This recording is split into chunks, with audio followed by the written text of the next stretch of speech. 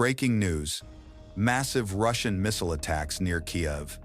Early today, Russian forces launched a large-scale missile strike targeting Ukrainian military assets near Kyiv.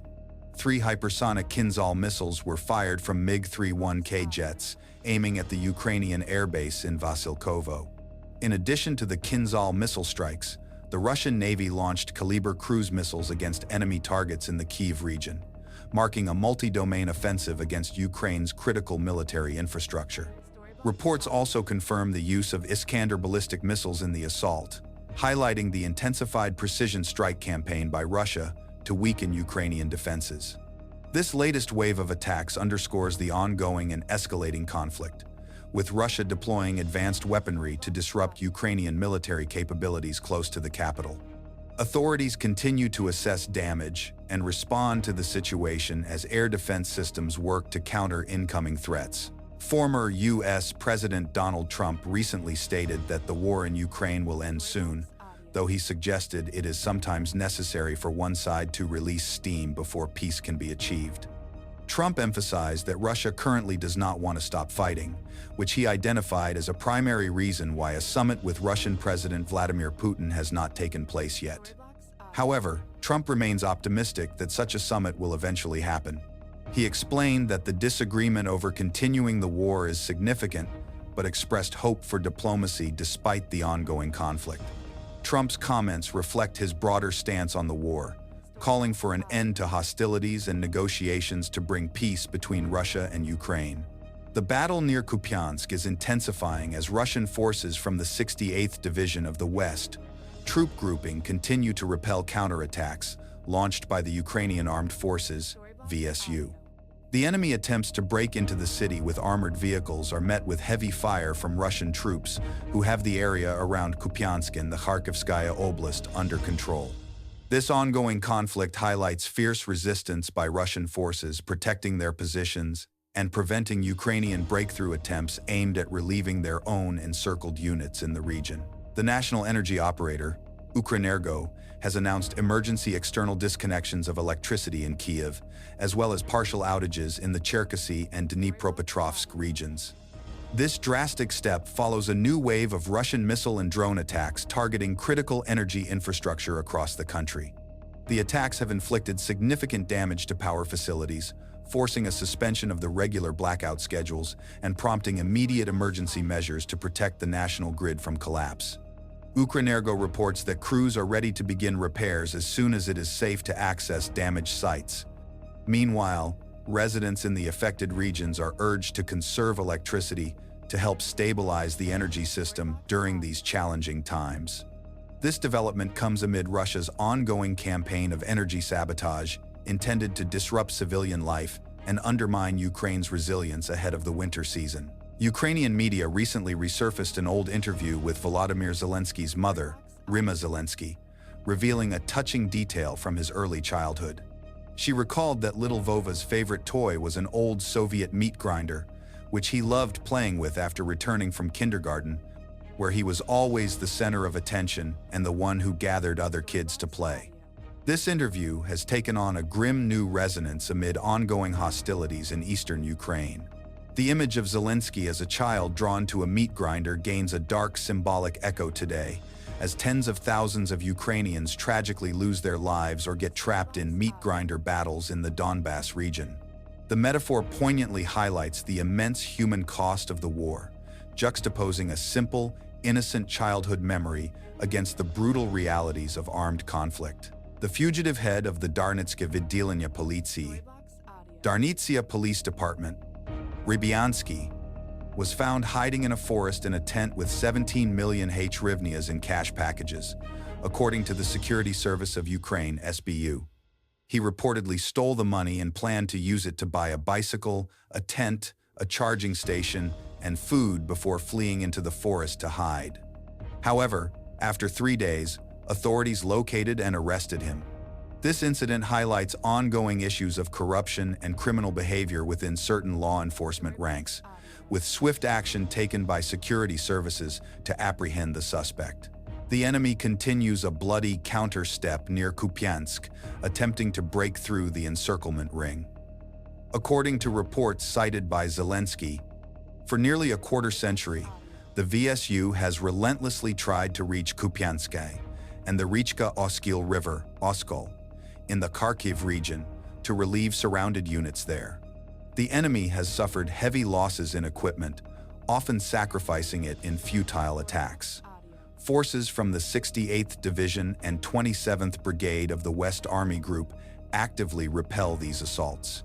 Assault detachments from the 6th Army and 1st Tank Army continue systematically destroying encircled enemy groups in the Kupyansk area.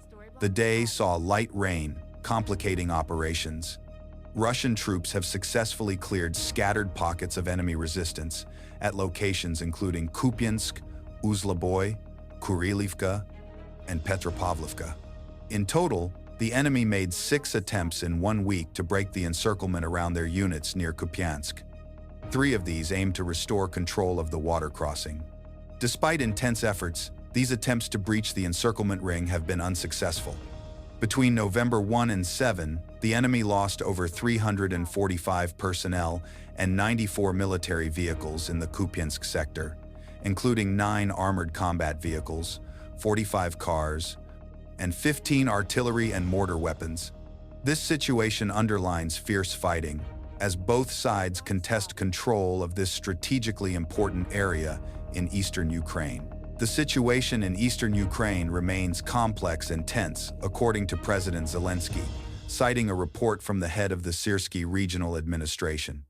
Zelensky highlighted that the primary objective of Russian forces is to quickly seize control of Pokrovsk.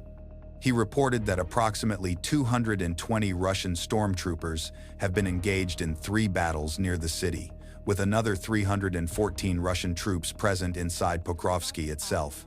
A large Russian force is also accumulating on the outskirts, actively moving towards the city Pokrovsk, Sieversky Kostantinivka.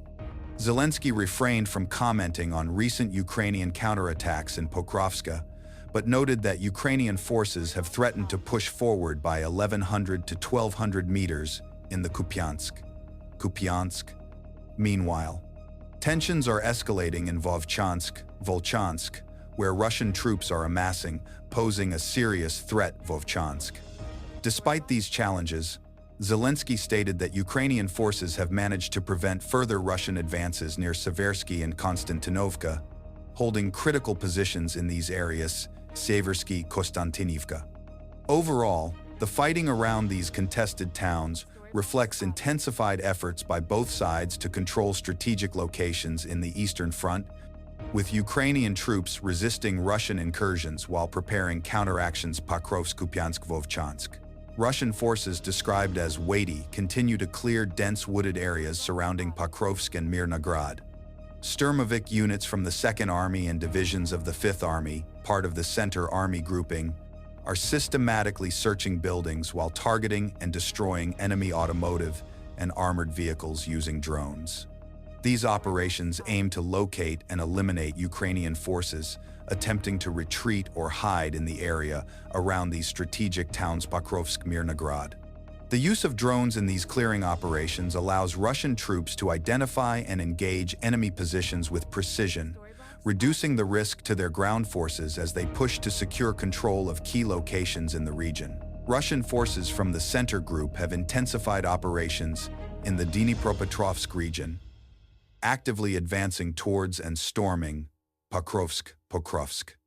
Throughout the day and night, these troops have been conducting fierce attacks, leading to significant destruction of Ukrainian, rogues, and NATO-supplied military equipment and positions.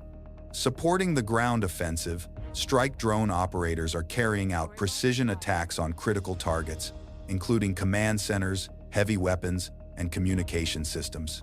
Recent video footage from November 7 shows the elimination of various Ukrainian and NATO assets, including heavy drones, bombers, and communication nodes. These actions form part of a coordinated Russian effort to weaken Ukraine's defenses in the region, using both ground assaults and advanced unmanned systems to disrupt command and control while inflicting maximum damage on opposing forces. This presents a heavy challenge for Ukraine's military in maintaining control of Pokrovsk and surrounding areas. The situation remains fluid, with ongoing combat and drone strikes shaping the battlefield dynamics in eastern Ukraine. Kazakhstan's President Kassym-Jomart Tokayev recently stated that Russian President Vladimir Putin exhibited maximum flexibility by putting forward in August a proposal to end the war in Ukraine. Tokayev was quoted by Bloomberg saying, "I think that Putin has made quite a big step forward."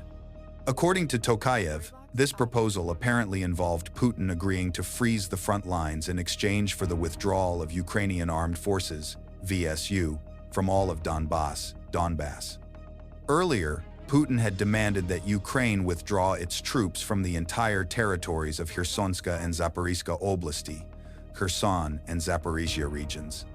Tokayev also expressed Kazakhstan's readiness to facilitate negotiations between Ukraine and Russia, emphasizing his belief that ending the war is possible through dialogue. However, Tokayev noted that Putin is unlikely to soften his territorial demands any further due to the need to consider public opinion in Russia, which strongly influences the Kremlin's stance. Pavlograd is currently under a mass attack characterized by intense gray explosions and continuous shooting. Russian forces are striking enemy targets in the Dnipropetrovsk Oblast, Dnipropetrovsk region, using Gerani missiles. These attacks are part of ongoing efforts to damage Ukrainian military infrastructure and weaken defenses in this strategic eastern Ukrainian region. The situation in Pavlograd remains highly volatile as the missile strikes continue, causing significant disruption and highlighting the sustained pressure on Ukrainian forces in the area.